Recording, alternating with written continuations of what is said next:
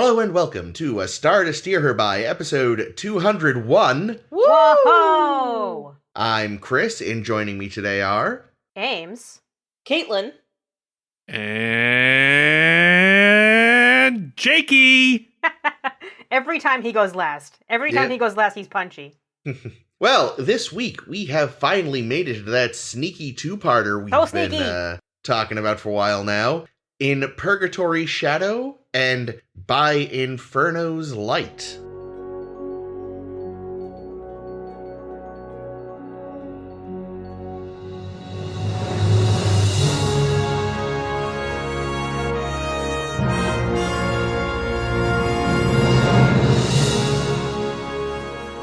So, it all kicks off when...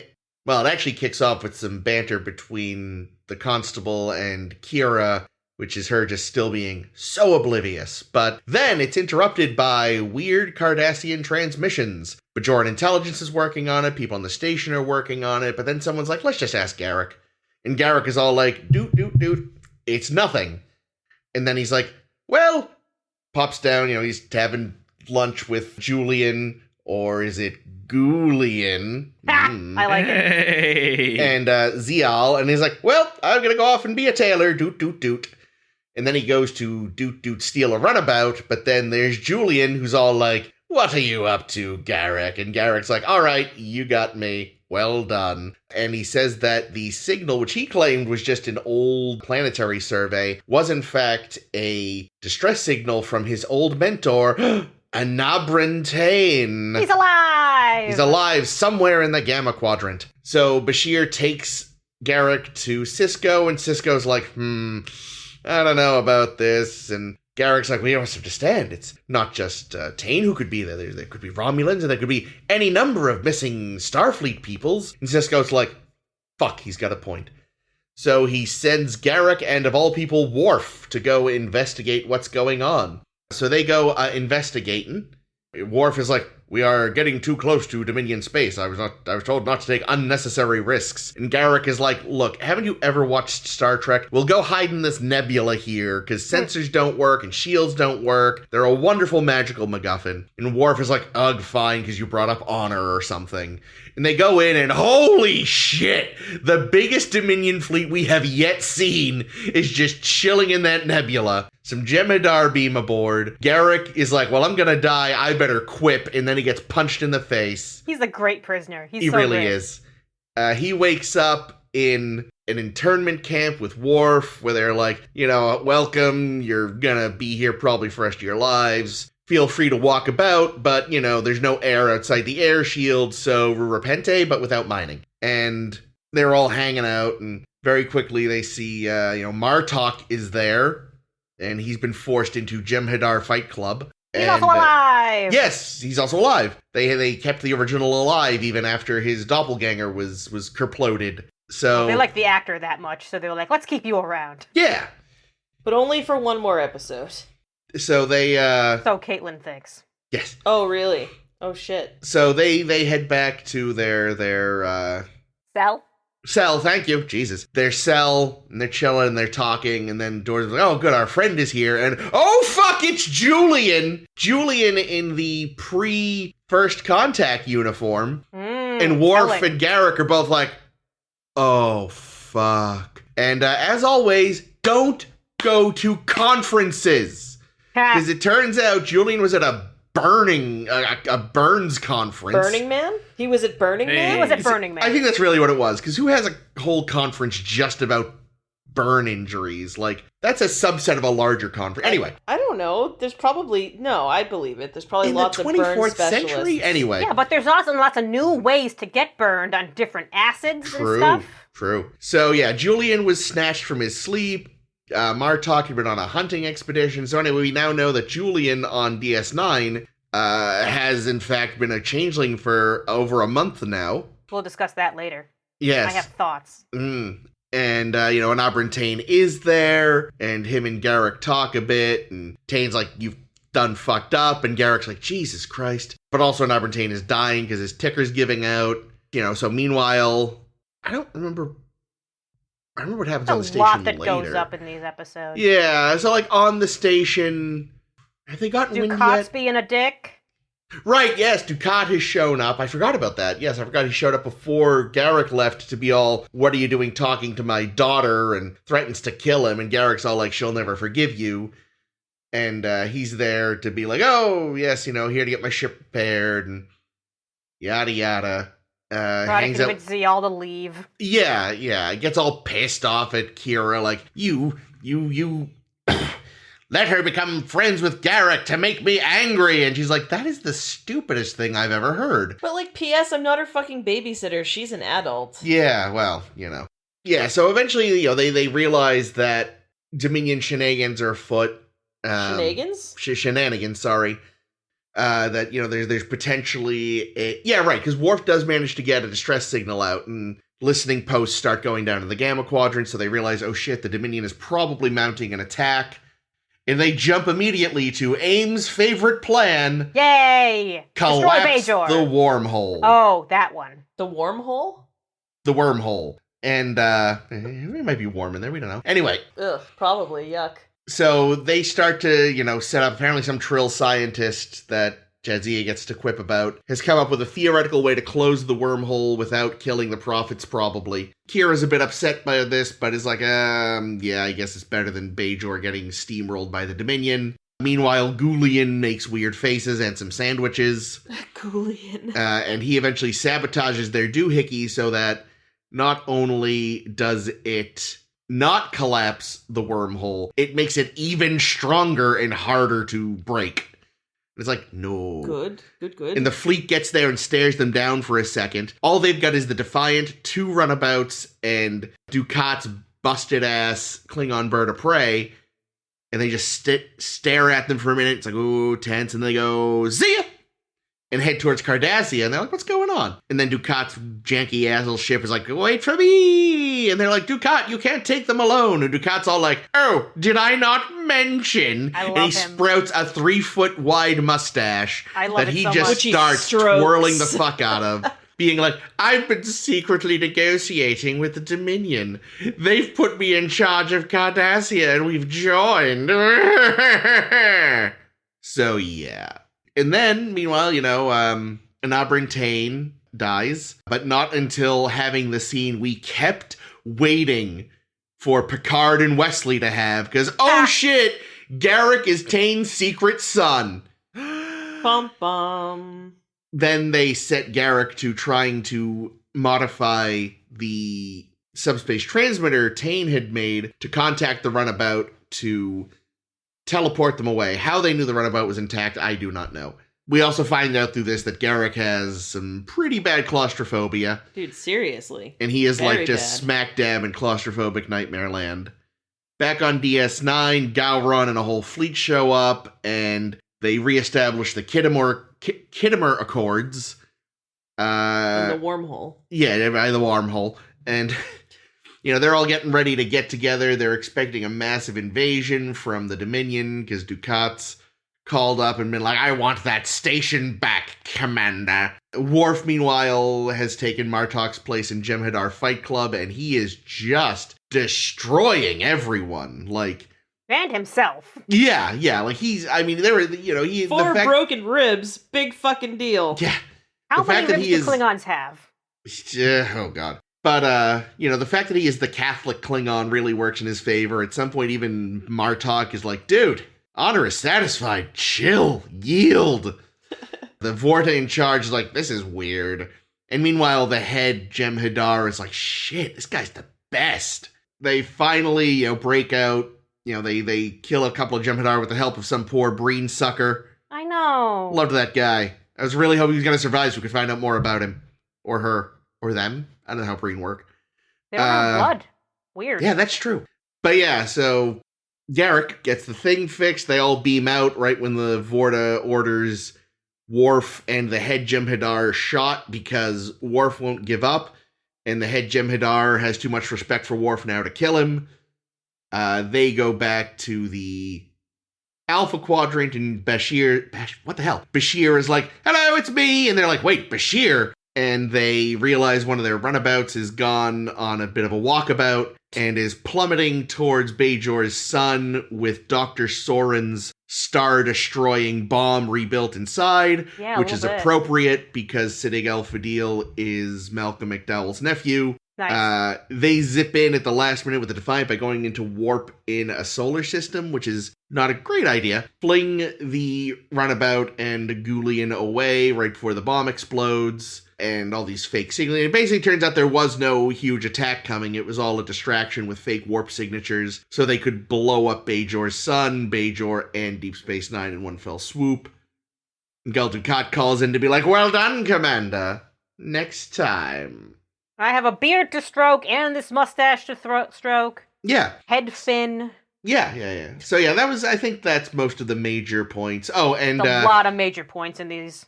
Julian's gonna come home to find out that his doppelganger spent a lot of money on darts. I know, it's very, very funny, because just this week, as we were we were about to do these episodes, a big conversation popped up in Star Trek shitposting, where someone asked, like, okay, so when exactly does Julian switch out? And which things that we see Julian do on the show is actually Julian? Yeah. And from what I can tell, based on what people have said on the Memory Alpha, they think it happened at least right before Rapture, because that's when the uniforms change over. Yeah. And we see Julian in the internment camp in the old uniform. Yeah. I posit that I think there was either a reference here or in a future episode where Julian says he was captured in the night while he was sleeping. Yeah, no, he said it in this one. Okay, in this one? There was a lot that happened in these episodes. Yeah. So it could have been he was kidnapped in his jammies with his bunny slippers and everything. And the Jem'Hadar just happened to have a spare uniform lying around. It's impossible to tell. Maybe. However, the implications of what would have happened if, anything that happened since Rapture was Julian, like, you have to think, like, why would the Changeling do some of these things? Well, like what Caitlin brought up, and this is an interesting point, is that means that the Julian that was, working with Odo on the Changeling baby was a Changeling. Yeah. Yeah, I brought that up, and somebody said, like, okay, but Changelings have a we don't harm our fellow Changelings pact, even though they break it all the fucking time. So you'd think that Julian, if he were the one, trying to save the baby Changeling, you'd think he'd really want to save it. Yeah, like, that's he may have just genuinely not been able to save it, who knows, but, because they certainly wouldn't have wanted this baby in Odo's hands. Literally. Or, getting absorbed by Odo. Yeah. Well, unless the baby was a plant as well. Yeah, and that's the thing with the fucking Dominion. You never know with them. Like, they are just so... maybe... So the Julian had to get onto Deep Space Nine. I love that he's Julian now, by the way. Well, it also just keeps making me think of Julia from the Wedding Singer. Which is like... It's fucking with me. So he had to get there somehow, and we know that the... Quark bought the sick Changeling from some kind of a trader. Yep. So, it's possible that that's how Julian snuck in. Although I guess he would have just come back. No, he would just come back as Julian. Oh, that's also but true. They also mentioned that there was, like, a missing Bajoran somebody or other, so he actually snuck in as that person, right? No, I think probably Julian just killed that guy to help cover his own tracks. And probably just dumped him out in an airlock. Oh. At least that was my assumption. Yeah, potentially. We also have to remember, like, the Changelings have said that they are everywhere. Yeah. There could be more than one. There could be tons of these guys. So the other implications are, so if we lost Julian before Rapture, then it's Julian that does the weird, like, brain surgery on Sisko when Sisko goes bonkers. Yeah, Jesus. And also, it's Julian who delivers the new O'Brien baby. But then... Yeah, I don't know. I don't buy that it was that early, because that would mean that all of those events happened in 1 month, which seems excessive to me. I wonder if there are star dates, because I never pay attention to the star dates. There's not a lot of captain's logs in this show, That's true. So probably not. Well, Kira told us that she carried the O'Brien baby for 7 months. Yep. and that was late last season, right? And we've had, 16 episodes since then or something? What episodes were these? 14 and 15.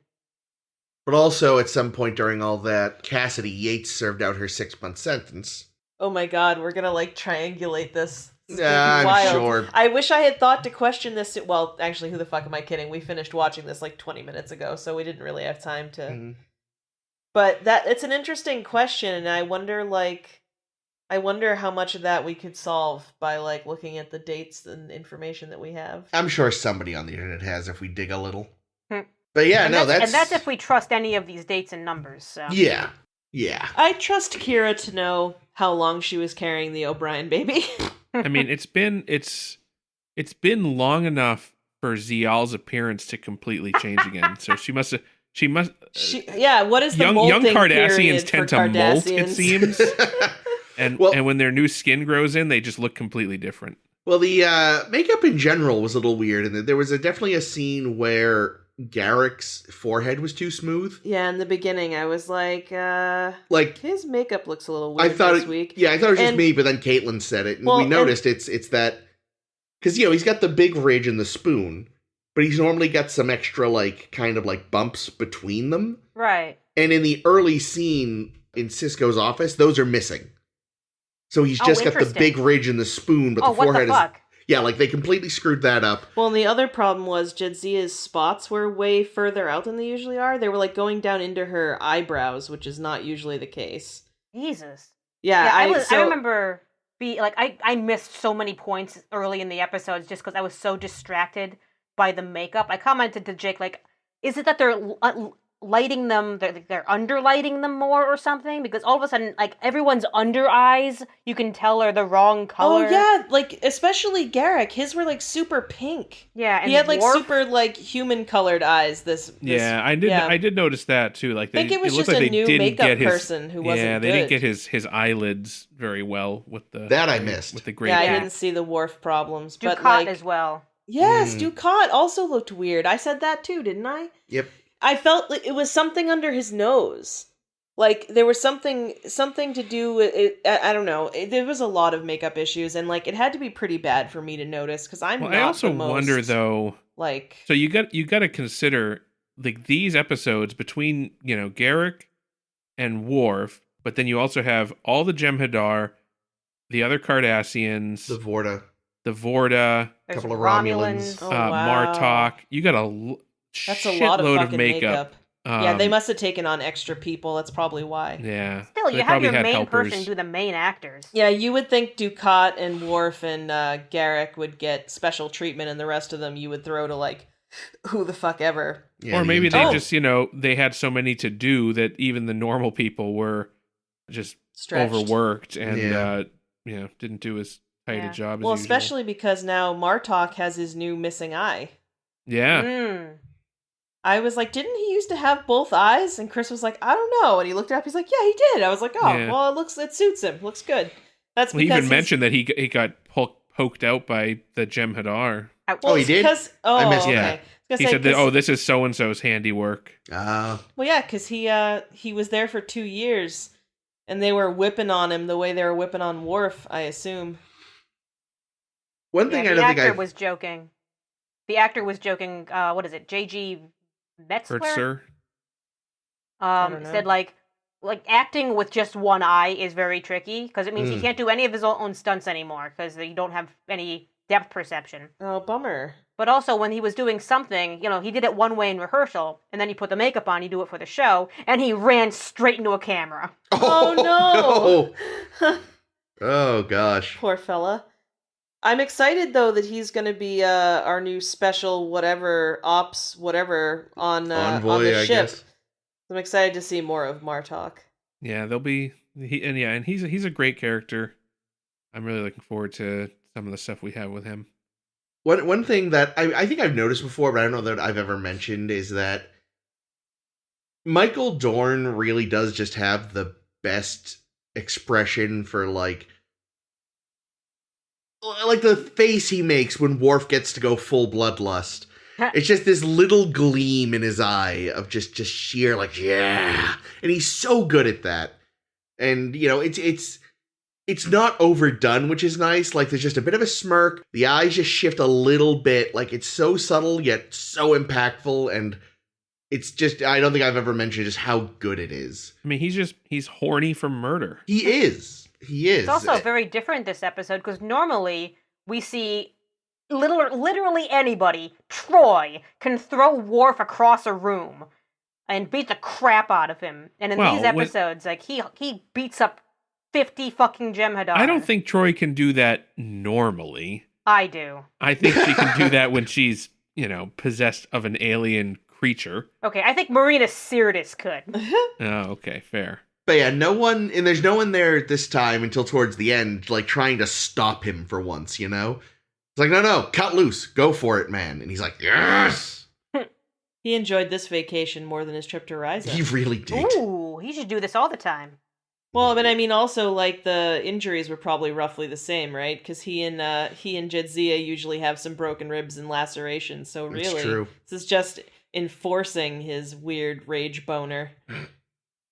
Yeah, I don't know if I liked, because there was a couple moments of Worf and Jadzia doing their bickering thing again. Sitting in the tree. And it's like, I still can't tell if I like them as a couple.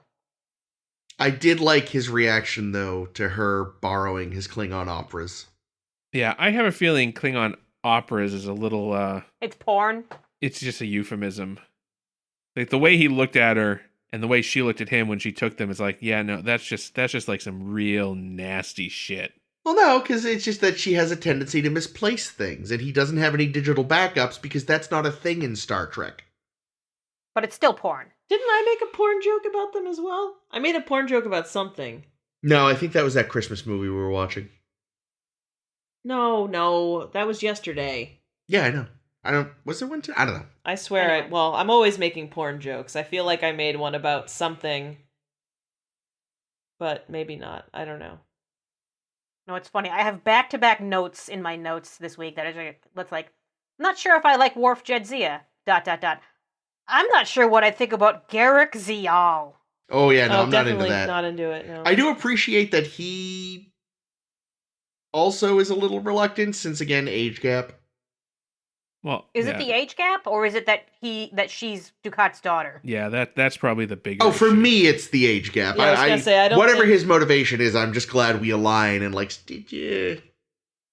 Yeah, so Chris is not saying that Garak thinks he has an age gap problem. Chris is saying that Chris has an age gap problem. Yeah, and so whatever it is keeping it in his pants is fine by me. She, kissed him when he got back.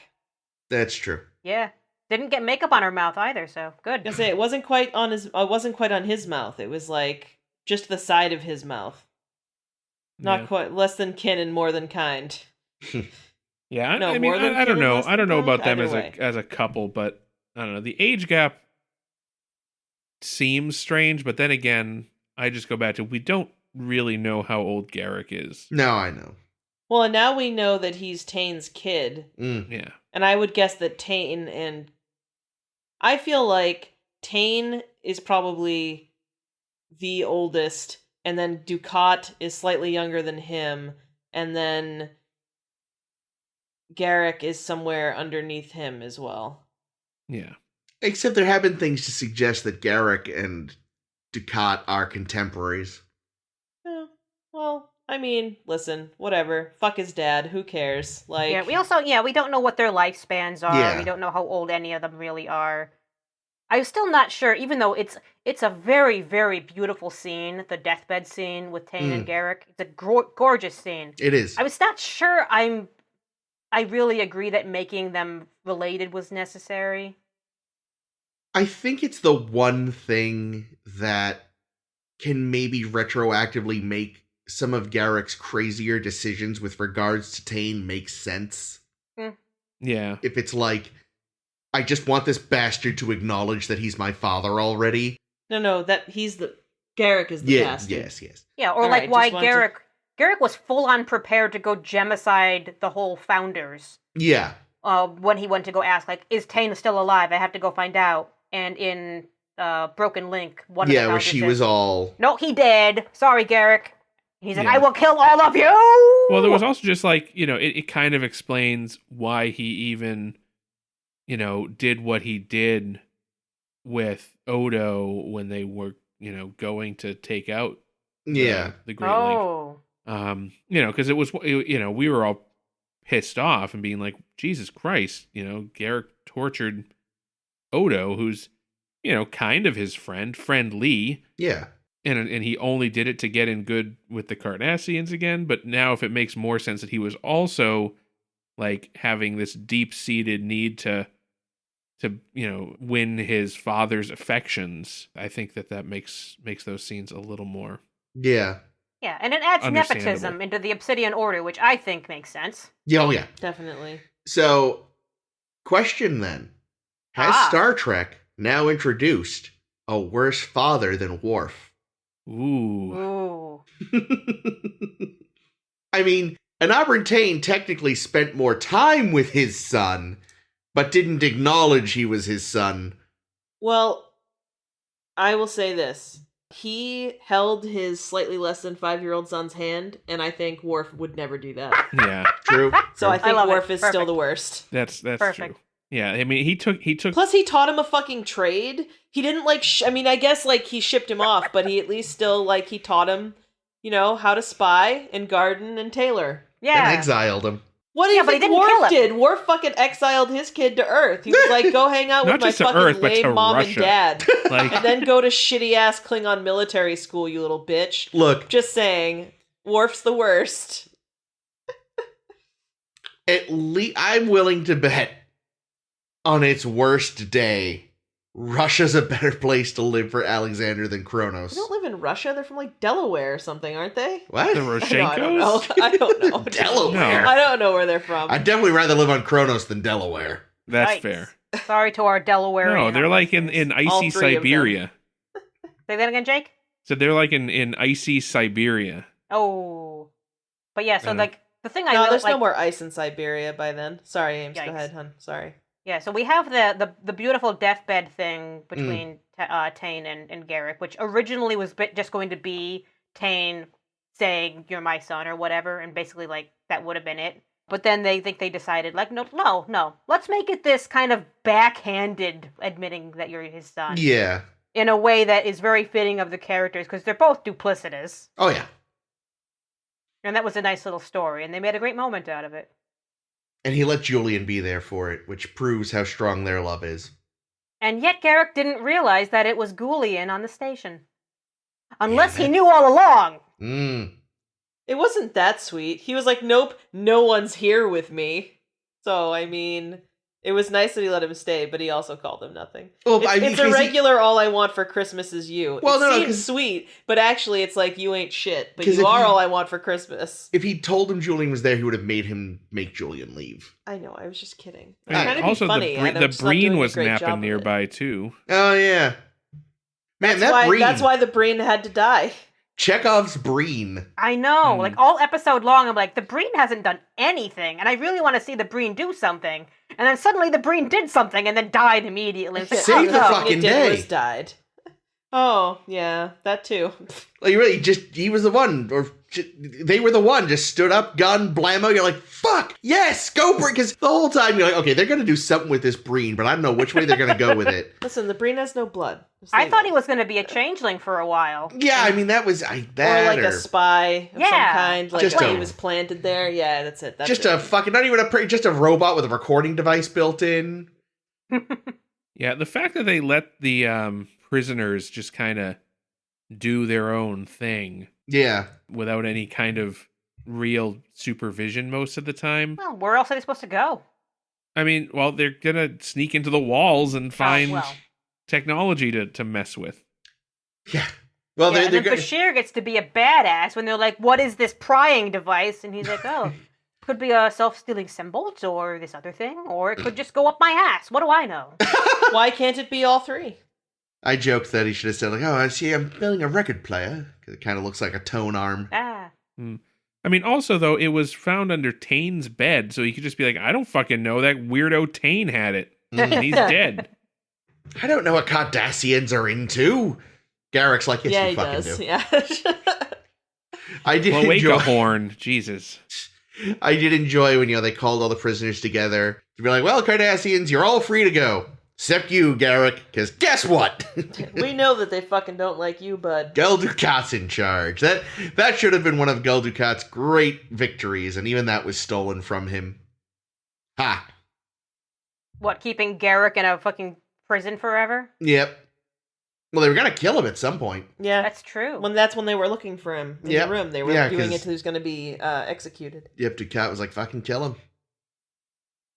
I'm really disappointed in Dukat. I'm not. I think it's great. Not surprised, but disappointed. Yeah, see, I knew this. This is something I've remembered. I knew this was coming, Oh so my I've been god, waiting for it. I mean, obviously, I didn't know any of this shit. So this Here's was the thing. just hit after hit after hit. Fucking It's Julian the only walks way in. it can go. Fucking Oh, yeah. Julian walks in. I was literally screaming. Literally screaming. Tane, I kind of was already starting to suspect, especially in this episode. But then Gul Dukat pulls this shit, and I was like, what the fuck? I think the best thing you said was, and this isn't even like the season finale. This isn't a season finale. They're doing this shit in the middle of season 5. Normally this would be a fucking... They'd be like, oh, and by the way, Commander Sisko, I'm joining the Dominion. And then it would be like, see you in fucking... King Gul Dukat returns in season 6 of Deep Space Nine. And we'd have been waiting for months. Oh my god, so much. I didn't expect so much fucking action this week. Yeah, and that's why it's such a great choice, because it pulls the rug out of you, because for seasons and seasons you were like seeing all the different layers of Dukat and seeing him in very different lights, and seeing him like, you know, he tries to convince Ziyal to leave the station because he knows what's going to happen. And then she says no, and he says, well, fuck you forever then, because I was just always bound to go super, super evil. Yep. Which I'm a fan of, because it makes it interesting. That was a pretty good scene, too, between her and Kira. You think my father's evil? And it's like, I mean, yes, but I still don't want to say it because I like you, and you're gradually coming to realize your father's kind of the worst. He also sentenced you to death. Yep. So, Awkward. yeah, I do think he's kind of evil. Just because she didn't leave. Well, I'm going, but that conversation was before the Oh, fair enough, yeah. before the Soren bomb. Man, Kira must be so pissed because you know that she was like... There had to be 1% of Kira that had finally come around to being like, oh, Gul Dukat, not such a bad guy. I mean, he's literally Hitler, but he's only like 99.6% Hitler. She was like on board for less than 1%, and now he's thrown it all away. All that 0.4% of trust that he managed to get with her. At the same time, she must feel kind of like, oh, good. So Vindicated for sure, and probably wants to be the one that cuts his yucky reptilian head off. Oh, she said next time she sees him, she wants to kill him. Well, she's been saying that forever. It's basically sweet nothing, so it's like foreplay from her. So speaking of reptilians, there's no reason why these fucking people should have hair. It really started to bother me today while we were watching it. I was like, Garak and your stupid fucking haircut. You shouldn't even have hair, you big fucking lizard. Doesn't make any fucking sense. Maybe they don't, but they just wear toupees to fit in with the rest of the... I mean, that could explain Alpha why it Quadrant looks species. so fucking unnatural. Like, it bothered me so much. Maybe it's just because the makeup was bad, and so I was just looking for nits to pick. But today especially, Garak's hair, I was just like... It's so fucking wrong! You shouldn't even have all that fucking hair! It was very upsetting. It's funny, too, because I don't think we've ever even seen, like, a bald Cardassian. Like, we've seen Cardassians with gray hair, but I don't think we've ever seen a Cardassian without hair. That's interesting. Maybe they don't go bald. This also begs the question of, like, do they have fucking hair other places? Ooh, I'd like to find out. Well, yes, I know you would. I mean, I think, like I said, they shouldn't have it at all. If they do, though, Gul Dukat's definitely the type who probably shaves his balls. I don't know, but I mean, I don't know. They out. look like lizards, but I'm pretty sure they are mammals, considering that they can cross-breed with Bajorans, Yeah, right? they don't lay True. eggs or anything. Well, but they live in, like, the 20th century. Like, they there's have probably memories. Well, let's be fair. Lizard boobs are an unfortunate staple of science fiction and fantasy. Oh, yikes. I'm not gonna fuck a dinosaur if they don't have titties. There's actually a whole, like, subsection on the TV Tropes website for, like, anthropomorphized animals or alien and fantasy species based on non-mammalian creatures, where for some reason the women still have boobs. Because teenage boys need to jerk off to something. Pretty much. Does Maress have, 6 boobs? Yikes. Technically she should, but she doesn't. She might have more than that. Well, we don't know. They could just be She's a under her different dress. species. Yeah. She's not actually a cat. That's True. also true. She's a Cation. But she does actually have 2 titties. But yeah, lizard creatures, bird creatures shouldn't have boobs. Excuse me. Chicken breast, okay? She got you there. I knew one of you wise I'm asses not was going wrong. to say it. Of course one of us was. I'm glad it was me. But yes, but they do bask on rocks, Cardassians, as we've That's established. They do like it hot. Yeah. So, So speaking of Cardassia, some do. so Cardassia is fucking falling apart. They're getting Oh, yeah. their asses handed to them by the Klingons. And I know, and I don't know a lot about this, so maybe Jake can fill us in because Jake is the fount of knowledge. Is that the writers kind of based their coming back into power on the Weimar Republic because they rebuilt Germany very quickly. It's the Weimar Republic. Thank you. I'm sorry, I'm not doing my best Chekhov or anything. German. Chekhov wasn't German. Well, Chekhov didn't know V's and W's. That's but- what I'm saying. But really, W's are pronounced like V's, and in German. Yeah. Yeah, so the And Weimar the V Republic. is almost like an F, like a fow. Fow is what the letter is called, so it's Yes. a very weird sound. Anyway, Ames, I'm sorry I interrupted you again. Oh, don't worry about it. So basically, does this mean that they're trying to do Nazi Germany again, but doing it without making everybody like Hitler? yeah, I think so. I mean, yeah, it's sort of. I think Dukat is becoming a Hitler figure now. Because remember, he was kind of on the outs with the government, the civilian government of Cardassia. That was the Weimar Republic, right? It was weak. Yeah. It wasn't doing well, and now you have, Dukat coming in as sort of the savior of, Cardassia. Or they would look at it as, oh look, Dukat's here. He's going to make us strong again. We're gonna make Cardassia great again, and we're gonna take over all of the territory that we lost. Which remember, that's the exact same shit that Hitler was talking about. Yeah, was reclaiming lost land. reclaiming land that let's kick this out is the Maquis. yeah. Well, in Germany's case, it was we got to take back all this land that should have been part of Germany, but was stolen from us. By Eddington, that Dick Eddington. Yeah. So yeah, I think it is pretty apropos. Of course, the idea of an external power coming in to kind of push their agenda, that's not part of history. No, Well, that's unique to this. That's when that guy with his hair would turn up and be like, aliens.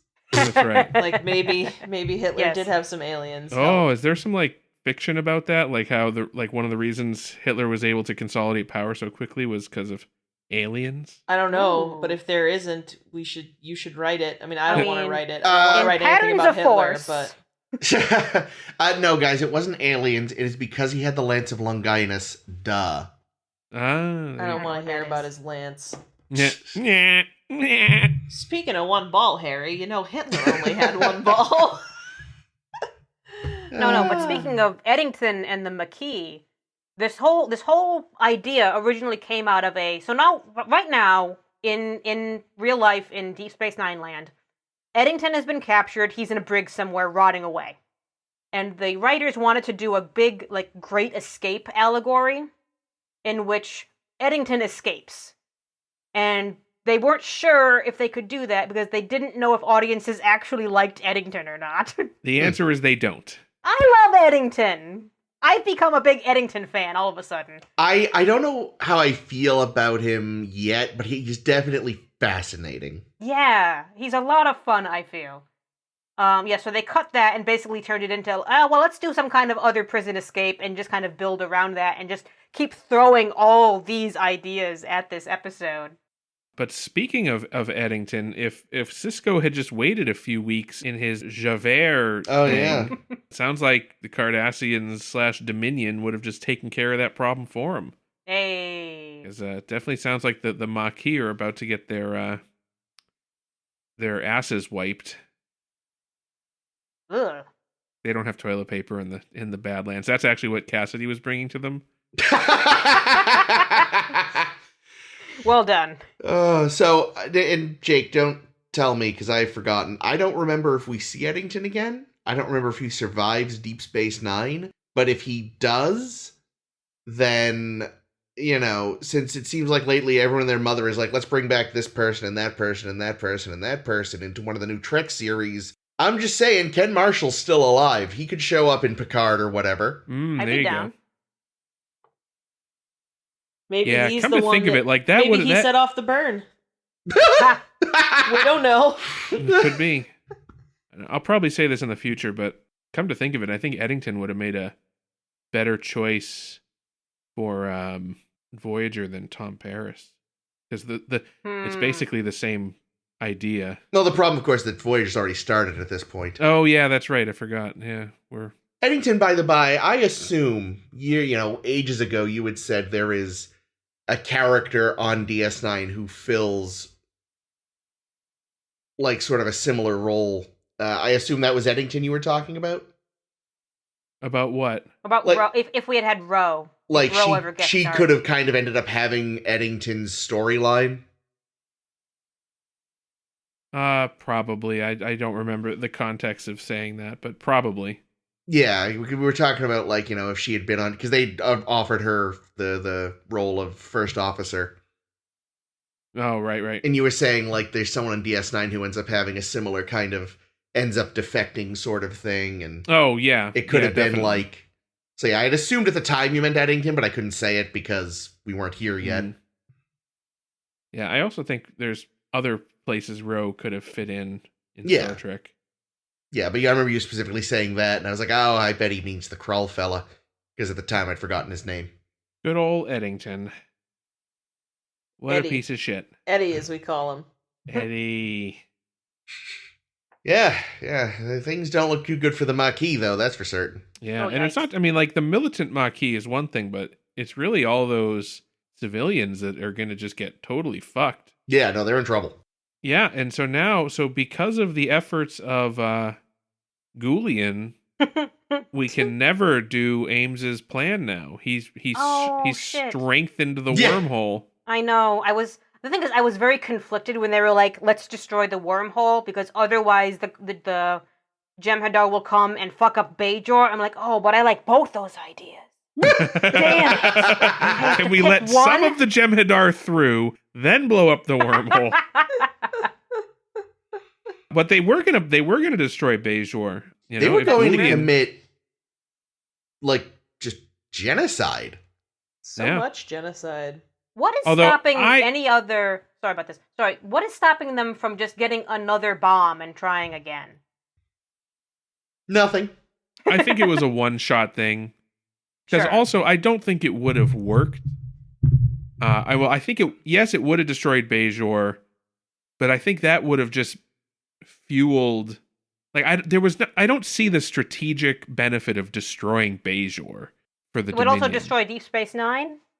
And the whole fleet. The whole fleet was But there. here's the thing, though. Yeah. It wouldn't have destroyed the fleet because we've seen in Star Trek Generations, you can easily outrun A the supernova? shockwave Yeah. from that. Huh. The Enterprise did it. Well, not Um, everybody could. Cause any a ship- ton. There's any Romulan ship- ships. Come on. That's you true. just, That you just is say, a much- hey, there's a shockwave coming. It's going to be here in a couple minutes. Fly the fuck away. The shockwave is not moving faster than light. No, that's true. Hmm. But I think Ames does have a point where it's a much more cluttered area of space right now because you've got 3 fleets there, and that's going to cause some issues. Yeah, I mean, it would have definitely been chaotic, but I Oh, don't yeah. think it would have destroyed the fleets. I think Bajor would have been done. I think Deep Space Nine would have been done, but I still think they would have been able to probably evacuate the station That's a good if point. they started beaming people off immediately. Yeah, onto all Maybe. these ships. And then You would the ships fly definitely, away. though, lose at least a chunk of the fleet, I think, to just the general confusion and chaos, especially if you're not leaving right away because you're stopping to beam people out. Yeah. Yeah, like Bajor's toast. Don't Yeah. bother with them. Sorry, Cloud, that we yell at every so often. You're gone. Sorry, Miles family. Yeah. Oh, God.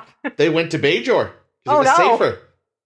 Oh shit. A lot of civilians probably did. Yeah, sorry, that princess that Jake and Nog wanted to fuck. Oh yeah, I forgot about her. Her stupid village. And the dumb fucking border dispute they had. Jesus. Yeah. But yeah, but just the coldness of that action. I think that's a big part of it. It's just that's a message, you know? Like, if nothing else, it's like, we'll just straight up blow up planets. We'll fuck solar systems. We don't care. And that's gotta be scary shit, you know, if that had gone off. Plus, again, that would have effectively, we don't know how many Bajorans are off planet, but I'm willing to bet not a ton. Which means that would have basically wiped out the race. Mm-hmm. Yeah. Probably not Yeah, wrong probably. about That as just psychological warfare and terrorism would have been something. That might have had some people go, Jesus Christ, should we just align with these people? They're fucking nuts. But also, I've aligned with them. in most of the, we're kind of used to that from the Dominion, you know? We've seen the shit they do to an extent, but it does really raise the stakes on Dukat to see him just be like, this is fine. Yep. You know, it brings him to a new level of evil from what we've seen before. Well, I also kind of wonder, though, how much he knew that was the plan until after it happened. No, I bet you No, he he had to know. See, I don't know, though, just because it doesn't fit with what we know about Dukat that he would have been okay destroying Bajor, because I don't think he wants to destroy Bajor. I think he wants to dominate Bajor. So I think what better probably way? the Dominion had this plan, we'll blow up the star and destroy Bajor. And then it happened, and then they went to Dukat and say, yeah, we did this thing, and he was like, what the fuck? And then it didn't work. Well, he definitely doesn't want them blowing up Bajor, because that's the kinds of ladies what gives him his kicks. That's true. So there's that aspect, and then also, I don't know. I think, I don't know. I don't think that the Dominion.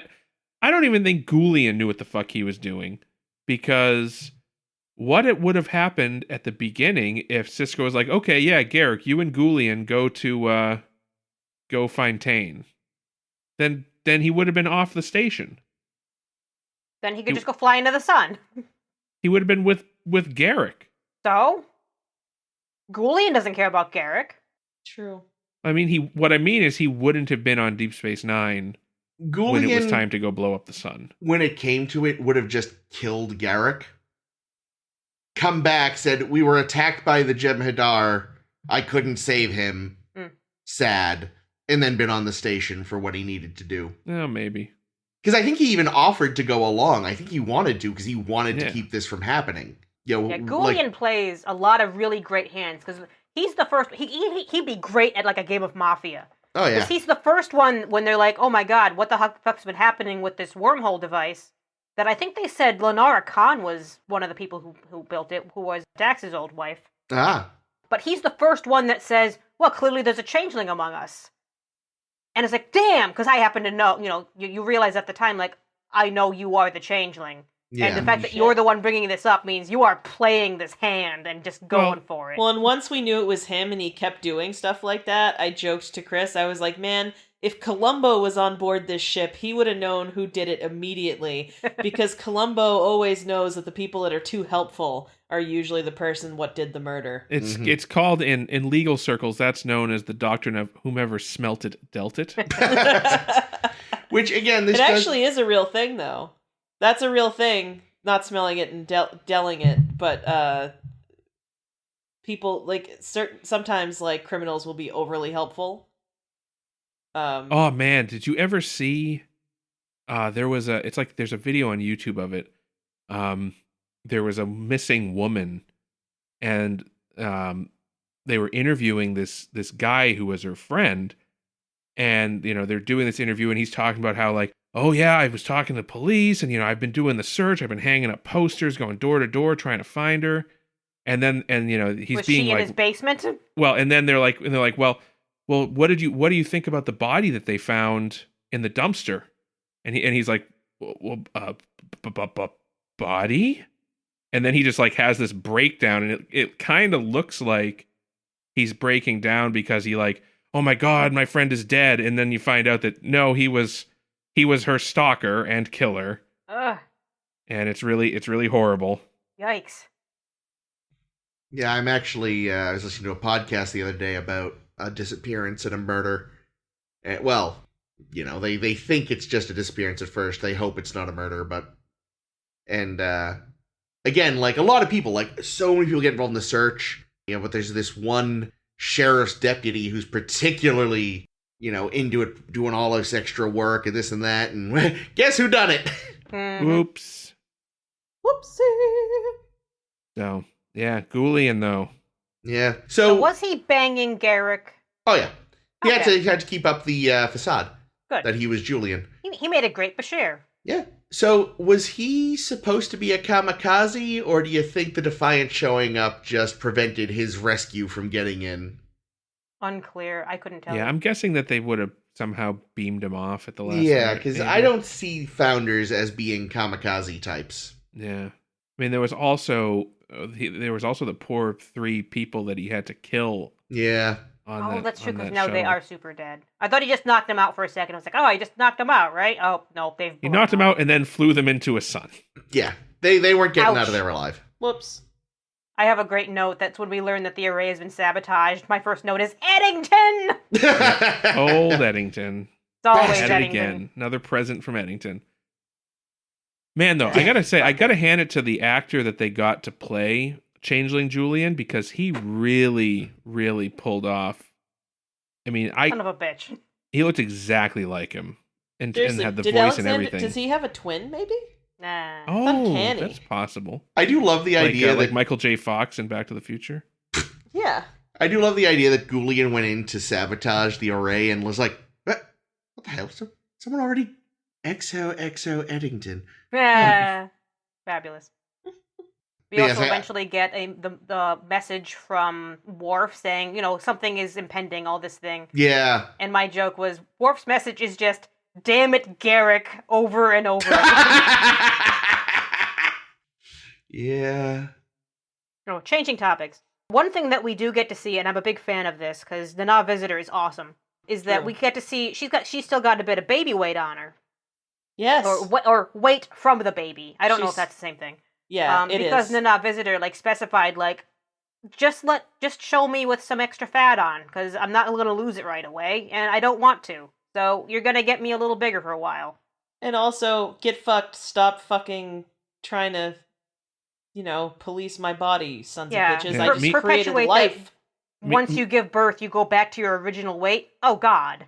Well, that's the thing. Nowadays, they expect that, because everybody's got personal trainers and shit. This was the 90s. I like to think people were more reasonable back then. Nope. Meanwhile, they finally managed to switch out Terry Farrell's costume with an actual sausage casing. Well, I mentioned that when they first did the exchange. Like, they clearly cut this way closer than they did her last uniform, and I feel bad for her. I feel so bad for Terry Farrell. Well, it's because she's now she's a sexual object for Worf She always now. That's was. her, but more so now. I feel like. Yeah, I know. In a while, when we cover the fact that Terry Farrell is going to leave the show, spoilers for everybody. But one of the complaints was they sexed her up so much. She would go into the room with the trying the uniform on, and fucking Berman or whoever would be like, "Give her bigger tits. Her tits aren't big enough." To which I'm just like, "Ew, gross. What the fuck?" Fucking ugh. Jesus Christ, is Rick Berman actually worst. just the second coming of Gene Roddenberry? Possibly worse. Really? Yeah, I don't know. Someday we should probably just That's dedicate gross. a whole Poor Terry episode Farrell. to the crimes of Rick Berman. That'd be a great 10 forward. No, I don't want to do that, because that would just be us being very negative for a whole episode. It would be depressing too. Ugh. But yeah, no, I do like I think this version of her uniform, Kira's, is good. It's still the sort of the sort of the coat she's been wearing, but cut for her. Not actually having a baby anymore, but still yeah, it's not that awful fucking jumpsuit they had her in. Well, here's another note. We learned that Garak had a riding hound. Yes! Oh yeah, And what I the love fuck is it. that? Yeah, I want a riding hound. Love the idea that, throughout Cardassian history, instead of horses, it was riding hounds. That sounds great. I sort of like to imagine, like, especially since he was 5 years old, he had, like, I don't know, something very big and very fluffy. You know, less a hound and more of a, I don't know, what's that dog that looks kind of like a mop? An Afghan? Sure, one of them. Or a Puli? Maybe that. I'm Or thinking about the Commodore? dreadlocked one. No, the one that just kind of got the beads for the foof. Those are not Probably words. a Commodore. I don't know. But yeah, I like to imagine he had something Sheepdog? big and... Yeah, sheepdog, that's what I mean. A big, goofy sheepdog. See, I was picturing, like, a wolfhound, but, like, you know, horse-sized, because humanoid creatures riding it. Yeah. Well, that's what I mean. They've got to be giant. You'd hate them. Oh, yeah, no, dear Christ. I would not do well on Cardassia. What are their whales like? They've discovered a new species. There's more of them. They can fly now. They just appear crawling up your toilets. Actually, it's weird. They're bottle-nosed, so they just look like extraordinarily fat dolphins. Oh, you know who I liked? I liked our new friend, the Jem'Hadar first, Ikat Ika. Oh, I missed his name. Yeah, they mentioned it once or twice. Oh, yeah, I'm sure they did. I just like how much he fanboys over Worf. Yeah. He's really into it.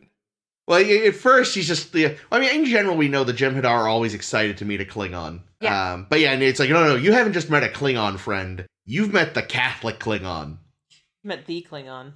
Yeah, this is the Klingon that the other Klingon is like, dude, there is, like, no shame in throwing in the towel at this point. And he's like, no! Yeah, just the line when he says, like, there's no defeating Worf. Yeah. I could kill you, but that wouldn't defeat you because you're still fucking trying to stand up. Yep. And the Your will cannot be broken. Deus, that Vorta. I thought the Vorta, just every time we meet a new one, they're so interesting because they are like, they are just a species of middle managers. And every one so far has been a different kind of middle manager, but still recognizable as a middle manager. It's really, you know, there's this, like, we sort of are in charge of the Jem'Hadar, but we hate them and they hate us, and a disinterest in cultural mores. And, you know, when you look at, because we've had, you know, there was this guy, there was the woman in the ship. In Weyoun. Weyoun. Before him, there were a couple others, but I feel like it was from Weyoun on where we get the really more in-depth ones, and they're really fascinating to look at as a collective, because there's, you know, again, we've said it before, like, you know, you can't trust the Dominion in general. There's a lot of duplicity there, but again, with the Vorta, they're just these weird. They don't make a lot of sense, because they are simultaneously disinterested, but also true believers. Or at least afraid enough of their bosses that they're gonna run with it. It's really, I kind of love how bizarre they are. Yeah, I don't know if I cared for this one's makeup, but again, the makeup just felt off all fucking episode long. Yeah, it was I also really just weird. thought this was the most boring Vorta yet. He looked like he was made of clay. I Little mean, bit. he's the Vorta that you put in charge of a prison. Yeah. Fair. Yeah, exactly.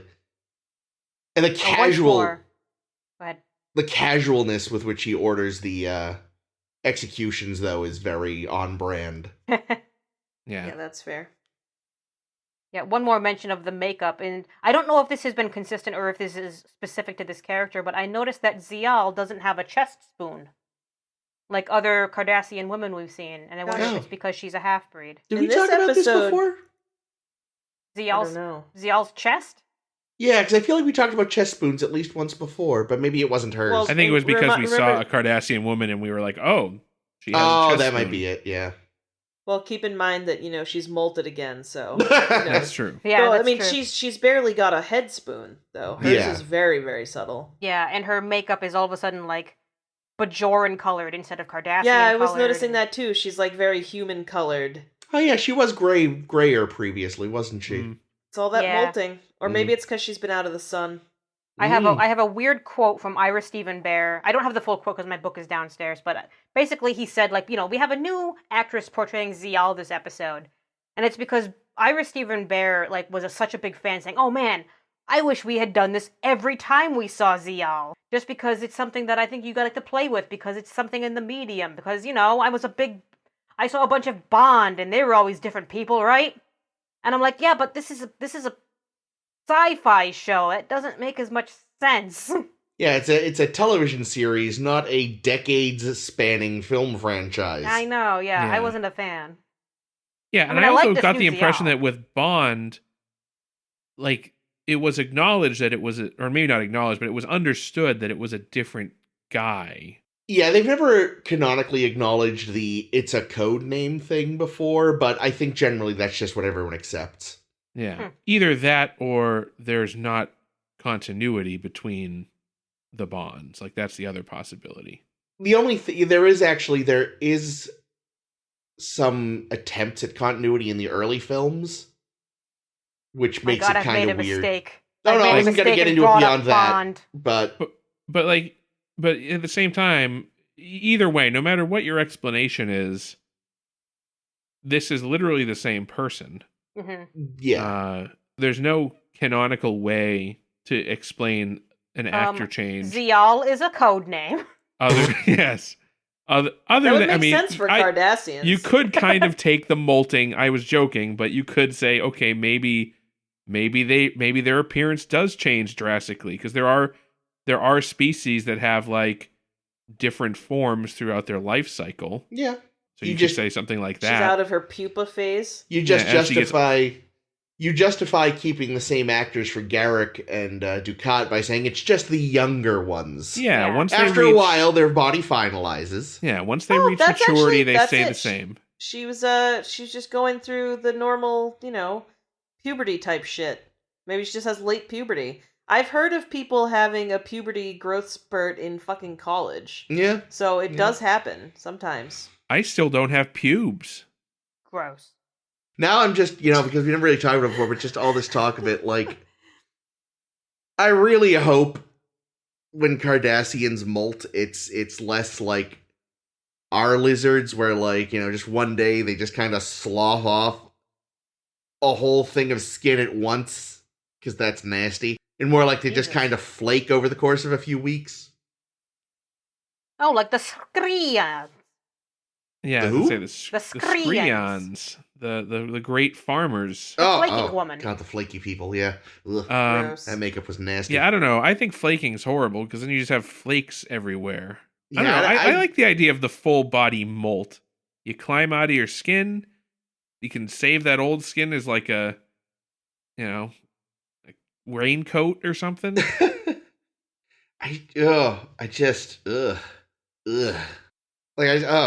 I'm just thinking that I saw this picture of, like, a lizard that was molting from the mouth back. So it looked like a slightly larger gray lizard was spitting out a smaller green lizard. Or eating one. Or that. And so now I just kind of picture, like, Gul Dukat just kind of picking at his lips and then just pulling his face off his face and then just kind of pulling it down. Or here's an alternative for your lizard coming out of the other lizard's mouth.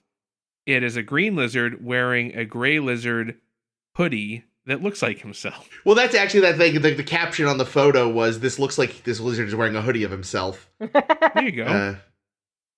Or maybe, maybe it's a little different. Maybe with Cardassians, they kind of, all their orifices seal up and they just sneeze and it just bursts off. Oh my God. Or they fart really hard and it just goes that way. Now, see, that had been my first thought, but I thought, you know what, for aim's sake, I'll make it a sneeze. I'll keep the fart joke out of it. Nope. The fart joke was inevitable. You've known this podcast. Right, one final thing like from me. sunburn peel too, where they just peel off large chunks of themselves. Yeah, so a couple weeks ago, I know Jake was saying, like, why the fuck doesn't Deep Space Nine have a fleet? They should have a fleet. And this episode, as all these fucking Jem'Hadar are flying out of the fucking wormhole, and you're like, oh, we've got 2 fucking roundabouts in the Defiant. Oh my god, so Yay! ridiculous. So ridiculous. And then they say after they get all the Klingon reinforcements and the Romulan reinforcements and other reinforcements are on their way, they're like, yes, we're going to be the most fortified place in the quadrant. I'm like, finally, you idiots. But then nothing happens, and the battle gets called off. Yeah. Then they leave. Then they're done. Like, I just imagine if there ever was a huge battle outside of Bajor, you would have the Bajoran equivalent of Randy Quaid from Independence Day showing up in their, like, battered piece of shit, like... Well, I know in the movie he winds up in an F-15, but, like, this person would show up in their, like, crappy, beaten up, like, fucking crop duster spaceship, being like, yeehaw! Fucking powered by a solar sail. Yeah.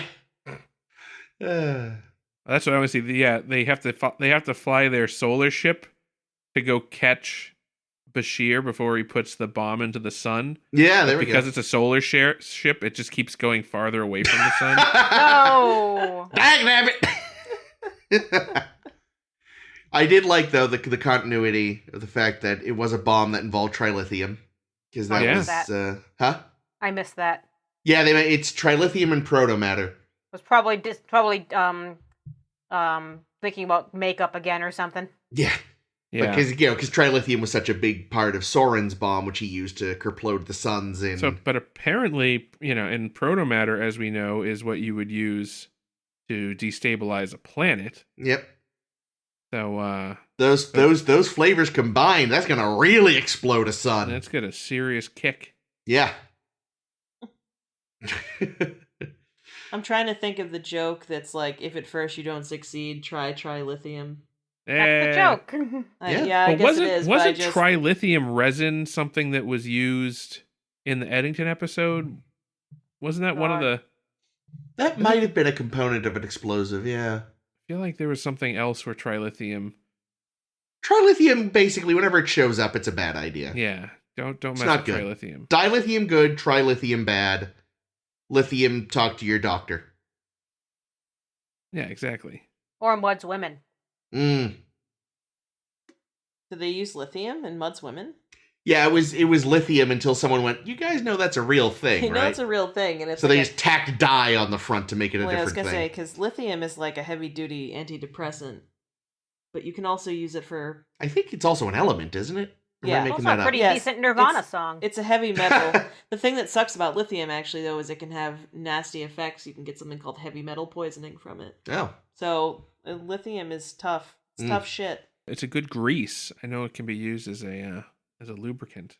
Huh. Is that true? Yeah. I mean, I'm sure it's not like straight lithium. It's some kind of... No, I just never heard that before. Yeah, I use lithium grease on all kinds of things. Wow. This has been Lithium Corner. Mechanical things. Lithium is also used in batteries. I knew that, yeah. Lithium ion. Wow. Apparently it's shit to mine it. I just read an interesting article in a Nat Geo about how they can get it off of these certain like salt flats, especially in South America. Huh. And like, oh god, which country is it? Paraguay? One of the ones, it might be Bolivia. That's just like, yep, we're gonna sink all of our resources into extracting lithium from these salt flats because we're doing terribly economically. Oh yeah, wasn't Elon Musk trying to interfere with their elections because of that or something? Oh god. That's all we need is if Ford has taught us one thing, it's that exploiting South American countries for natural resources always ends well. Which Ford? The Ford Motor Company. Okay. Not Gerald Ford. I was going to say, what the heck will Gerald Ford do? Yeah, it seems a little ballsy for Gerald Ford. Here's the thing. If his Secretary of State was still Kissinger, I'm sure his administration also fucked with South America a lot. Yeah, but no, I mean, like, there's famous instances of basically, not just Ford, but other American corporations. Oh, yeah. Going and basically setting up company towns all over the world, essentially, but the quote unquote developing world. Yes. Anyway, we've gotten back to discussing American horror foreign policy as we did a few weeks ago. Any more Star Trek before we wrap this one up? I demand more Star Trek. I demand more Eddington. Yay! What do you demand as it relates to Star Trek? I don't, nothing. Really? Yeah. Nothing. Yikes. You don't want it to finally be canonical that Bashir and Garak fucked? It doesn't need to It be already is. Here's the thing. It doesn't need to be canonical because I believe it. Fair. I really don't care. This is the thing. I don't understand people that get all up in arms about canon. I can believe whatever the fuck I want. No, that's because true. in reality, it's all bullshit anyhow. So I might as well dream it however I want to dream it. So they fuck, and yeah, that's it. That's that. Well, those are our demands, Star Trek. Oh, I demand more Ensign Mount immediately. That's what I demand. They're planning on it. Well, I know, but I said immediately. Oh, well, you'll have to go find him. Okay. He's pretty active on social media. Really hates Trump. Good. Yeah. Yeah, imagine being involved with Star Trek and just being like a huge piece of shit. Like Barkley. It just seems really weird. It does, yes. Because it's such a, like, in all the ways that it's like, we feel like it isn't super progressive, I feel like there are 10,000 ways it is progressive. Yeah, exactly. I mean? It's, yeah. Like, they make missteps like anybody does, but I feel like... It's all a learning and growing process. Yeah. Yeah. And we'll continue growing next week with episode 202. Tell us more about it, Caitlin. Why, next week, we're going to talk about 2 great episodes. I mean, maybe, I don't know, they might suck. Dr. Bashir, I presume, and A Simple Investigation. I also heard tell we might have a special guest visitor, but you'll all just have to wait and see who that's going to be. Is it Bashir? Yep. I presume. Nana? It is Bashir, I presume. Second, Jake? Is it Nana? Oh, God. Ooh. Only in my we dreams. might have a special visitor, so... If I damn it. God it's damn a it. Nana visitor.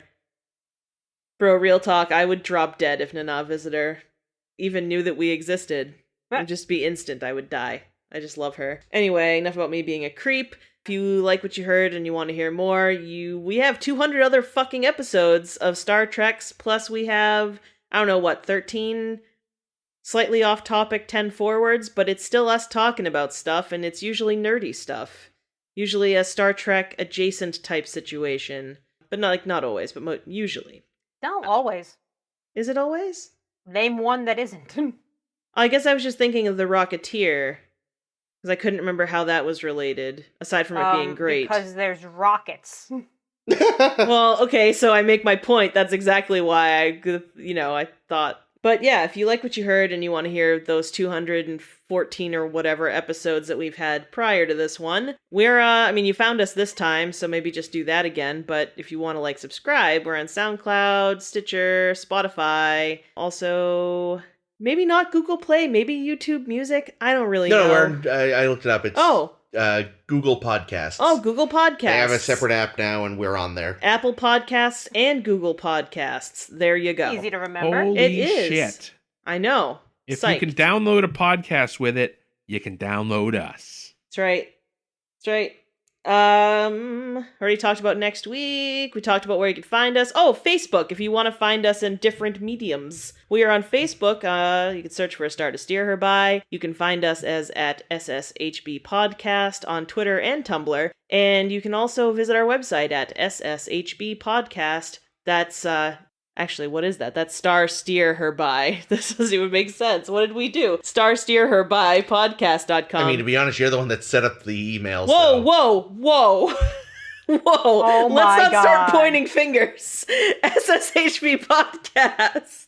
I didn't know it was Caitlin all along. I was going to blame Chris. No, she set up the Apparently it's my Gmail. fault. Wow. Well, I have egg on my face, but SSHBpodcast.com and toss salads. Don't know where that came from. Fucking Kelsey Grammer.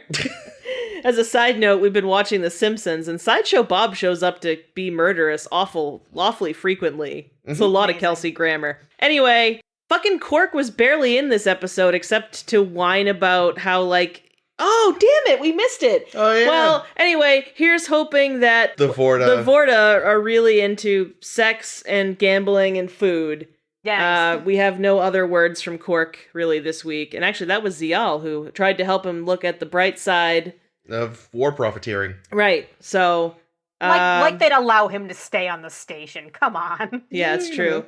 Keep your friends close and your enemies closer. Dead. And take their money. That's number 287. Okay. Goodbye. Who've we been? Caitlin. Jake. Chris. And Ames.